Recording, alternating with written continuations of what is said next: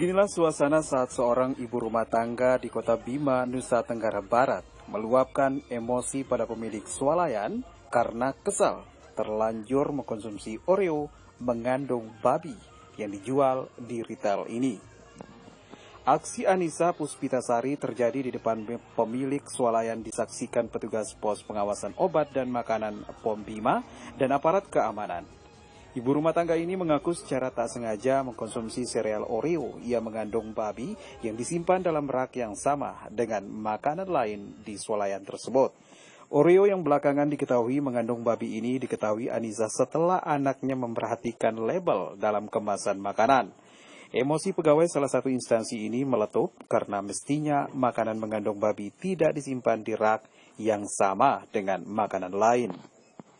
Pihak pemilik swalayan pun tidak menampik telah menjual Oreo yang mengandung babi. Sang pemilik mengaku tidak sengaja mencampur barang yang dijual karena hanya memperhatikan masa kadaluarsa di kemasan, sehingga tidak dipisah dengan sejumlah barang lain.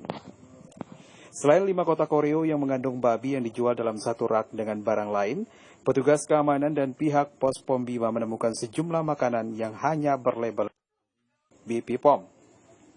Sejumlah barang yang berasal dari luar negeri ini dipasok pemilik swalayan dari supplier di Surabaya. Sementara itu, pihak pos pengawasan obat dan makanan Bima menjelaskan, sesuai penelusuran dan pengecekan, Oreo yang dijual swalayan Marina Mart Kota Bima masih memiliki izin edar. Sesuai yang diatur dalam Undang-Undang Nomor 18 Tahun 2012, makanan yang mengandung babi dapat dijual di seluruh wilayah Republik Indonesia dengan memperhatikan ketentuan seperti pencantuman label mengandung babi ditulis warna merah. Selain itu, pihak retail tetap berkewajiban memisahkan barang yang mengandung babi dengan jenis makanan lain dan disertai penandaan yang jelas. Kebetulan anak saya mengambil barang itu di area sereal Coco Crunch yang produksi dari Nestle. Jadi dicampur di situ dengan produk yang biasa anak saya beli. Satu, sudah mematahkan pembicaraan Bapak tadi yang bilang ada regulasi untuk penjualan seperti itu. Itu diorder dari Surabaya, Pak. Bagian tiket sereal Coco Crunch itu dia pajang. Kita nggak tahu kalau itu ada mengandung babi. Soalnya saya ngecek, cuma lihat barang expirednya, baik kemasannya rusak apa enggak, saya nggak lihat lagi itu ada. Kalaupun ada kan nggak mungkin kita jual. Tapi itu nggak dikasih tahu sama manajer atau yang punya pemilik toko? Mereka juga nggak tahu, Pak. Kalau itu ada mengandung babinya. suppliernya tidak diinfo Pak di Surabaya. Tidak diinfo? Ya, bahwa ini barang mengandung BABI. Iya. Nah, saya tidak menyangka kalau sereal ini adalah mengandung barang itu. Oke. Kita pikir karena ini hanya sereal biasa, Oreo biasa, sereal seperti Coco Crunch. Dari pihak Surabaya tidak info.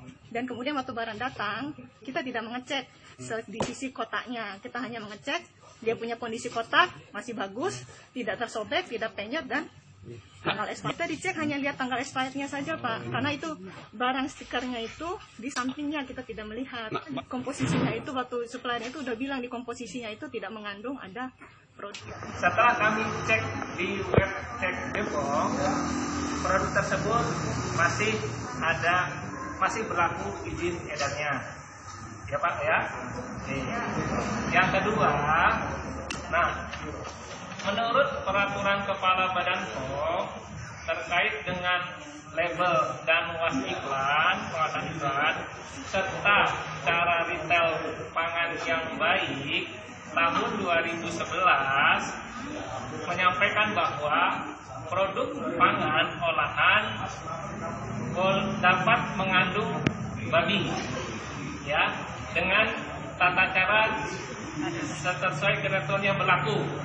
Salah satunya yang diatur adalah adanya pelabelan seperti ini, ya, mengandung babi, ya. Dan produk ini setelah kami evaluasi, produk ini memenuhi ketentuan persyaratan label. Karena produk pangan olahan bisa beredar di Negara Kesatuan Republik Indonesia berdasarkan Undang-Undang Nomor 18 Tahun 2012 itu harus memiliki izin edar. Dan ini sudah sesuai dengan ketentuan yang berlaku. Sesuai dengan Peraturan Kepala Badan tahun 2011 terkait dengan cara retail yang baik, bahwa produk yang mengandung babi bila mana diperjualbelikan di sarana harus dipisahkan dari tempat produk yang lain dan dengan penandaan yang jelas seperti itu. Buntut peristiwa ini, pemilik swalayan dan Dinas Koperinda Kota Bima pun membuat kesepakatan menutup sementara retail ini untuk menghindari permasalahan yang tidak diinginkan. Dari Kota Bima, Marcel Putra, TV 11 melaporkan.